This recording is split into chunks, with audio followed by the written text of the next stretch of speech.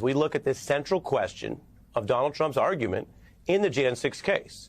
Does he have an absolute made-up immunity that no other president or former president has ever had, that's never been found in precedent, in law, in the Constitution? And as the Supreme Court has now said it will, does that require it must be reviewed in delaying the trial? The Supreme Court has clearly decided to unnecessarily delay everything. There was no reason in this world for the Supreme Court to take this case. We could have expedited it more. We know that Trump's strategy has been to try to delay both federal cases. The delay itself de facto gives immunity to this former president. The whole point of this ruling is for Trump to win. When it comes to the timing and delaying this, that's a win in their books. The Supreme Court knows that there's a consequential election in November. It's abundantly clear that there is no cavalry coming to save our democracy. Only the voters can do that. This is where we are at tonight. If you were watching Nicole Wallace on MSNBC around 5 p.m. last night, or this program or others late into the evening, you probably heard about this breaking news of the Supreme Court stepping in when they don't have to and then doing it very slowly to delay what was going to be the only scheduled trial of defendant Donald Trump for his January 6 actions. The court knows what's at stake. The court knows the timeline. They know how these things work.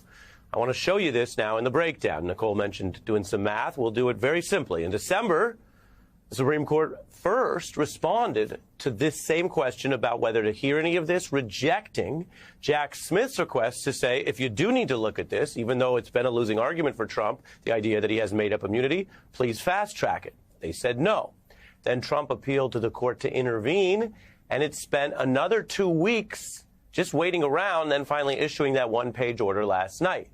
And then that order didn't exactly say, hey, we'll hold this hearing right away. It pushed the argument date out to the very last 3 available days of oral arguments on the entire court calendar this term, late April, which, as the New York Times put it, clearly bolsters Donald Trump's delay strategy. Now, if you are watching this, but you're not always following how the Supreme Court works, you might say, okay, news anchor, okay, Ari, obviously that's not very fast, but is that just how it is? 9 people with permanent tenure in robes moving at their own slow, deliberate pace. How do you know that that's any different than other times? How does that prove something abnormal, or as some critics have said, flatly partisan about this particular Republican-leaning court? Well, we'll show you the evidence. You'll make up your own mind.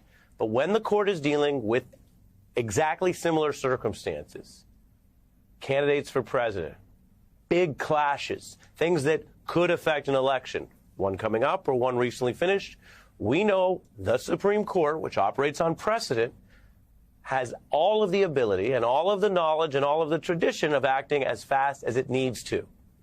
Take just one recent example that I told you about, where I warned people who were thinking, oh, this is going to affect everything, the Colorado case about the ballot ban. I told viewers before it ever went to the court that it didn't have a lot of precedent, so it was unlikely to kick Trump off the ballot.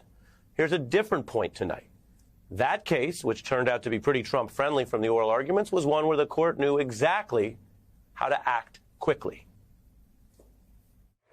The Supreme Court announced it will hold oral arguments on the case next month on February the 8th, which, to be clear, in Supreme Court time is light speed. A fast schedule by Supreme Court standards, but by no means an unreasonable schedule. The timetable is definitely expedited in Supreme Court land. The only timeline by which they have to operate is really their own. And we'll show you what that looks like. Trump appealed that case, and 2 days later, January 5th, the court took it. 2 days. They said, oh, we'll take it, and then promptly scheduled those oral arguments that we covered. The headlines out of that hearing were very clear. The court likely to side with Trump. So on a Trump-friendly case where he wanted fast action, they moved fast. This is a case where Trump wants to move slowly, because in that other case, he needs to get back on the ballot. In this case, he just wants the trial to go away. And the last time the Supreme Court had to weigh in on an actual presidential election that had occurred, which is different than the ballot thing, right? That's coming up, was the very famous case in 2000 of Bush v. Gore. I told you we'll show you the evidence tonight. And then you can look at precedent. The court and the judges claim they use precedent. Well, in an important election case with all of those consequences and also complexities, the court again showed it could act with real speed and urgency on a significant presidential election issue. The stunning announcement from the U.S. Supreme Court granting an emergency request from the Bush lawyers. This may well be the single most historic decision of the Rehnquist court. Both these men believe they should be the next president of the United States based on the law and on the politics. I think there is a general expectation that the court will act very quickly. The U.S. Supreme Court has just released its ruling. The recounts would not continue. It's an all-out victory for the Bush team. There you see some of our MSNBC veterans. That was Dan Abrams and Pete Williams in front of the court. And boy, did they act quickly. We'll show you the timeline. The Florida Supreme Court had that recount call on December 8th. 3 days later, December 11th, the court heard oral arguments. And a day after that, they rushed out their decision. That's 5 days total from appeal to decision.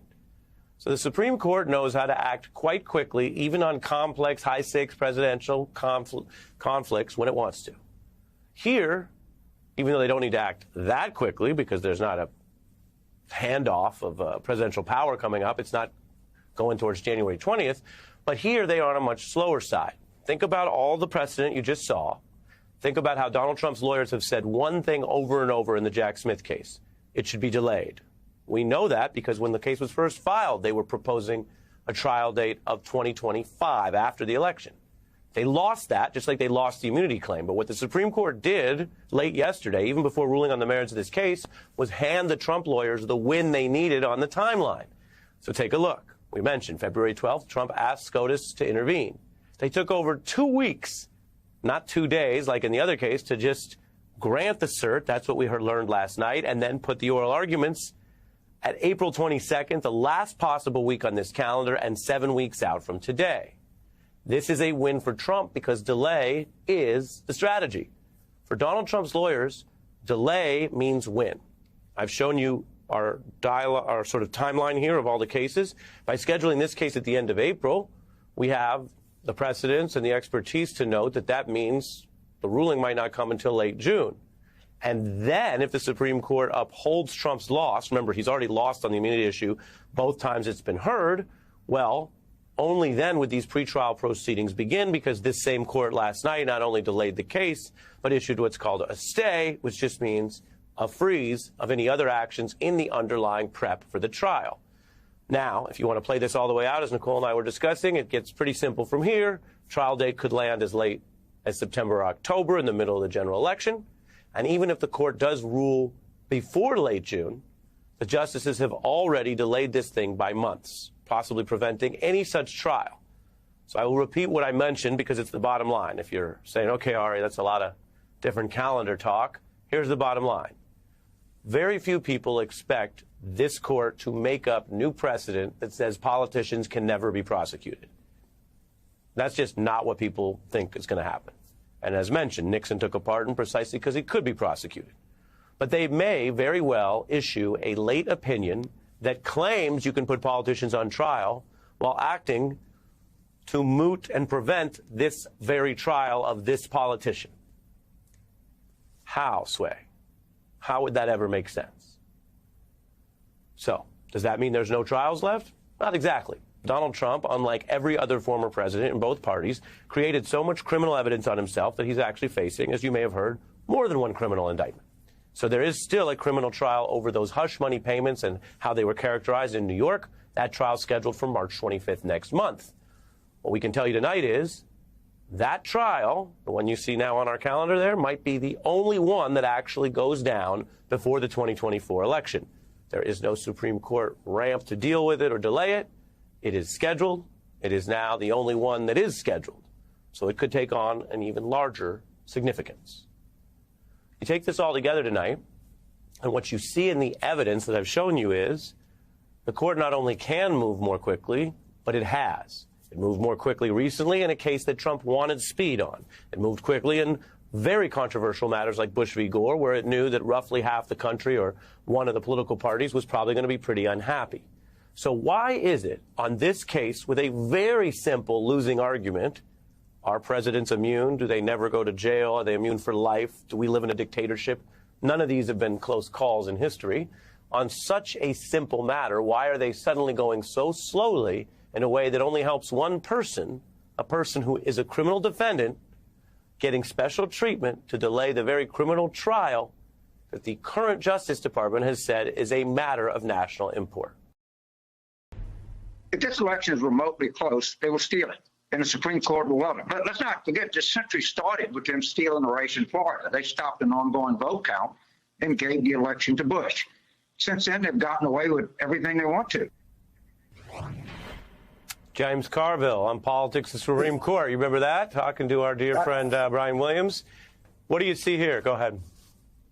I see the continuation. In 2000, the year 2000, they stole a presidential election. They barely gave any reasons for it. And they said, whatever reasons we give, don't pay any attention to this. And what they found out is they could get away with it.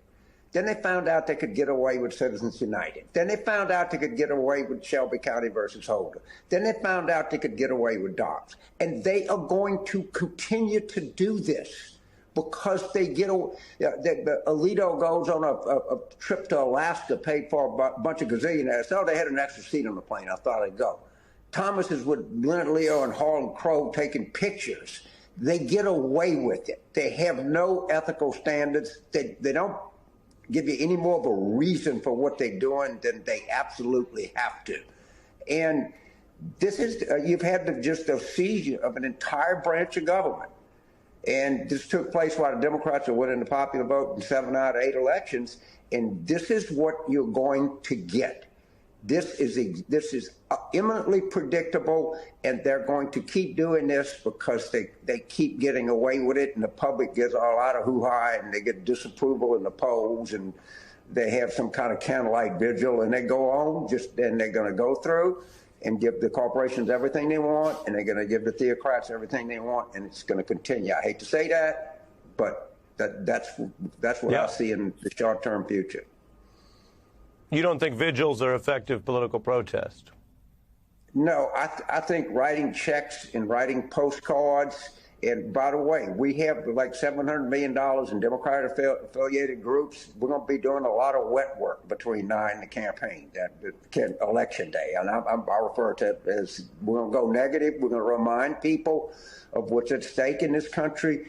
But I don't think candlelight vigils are going around Justice Kavanaugh's house going to do you any good at all.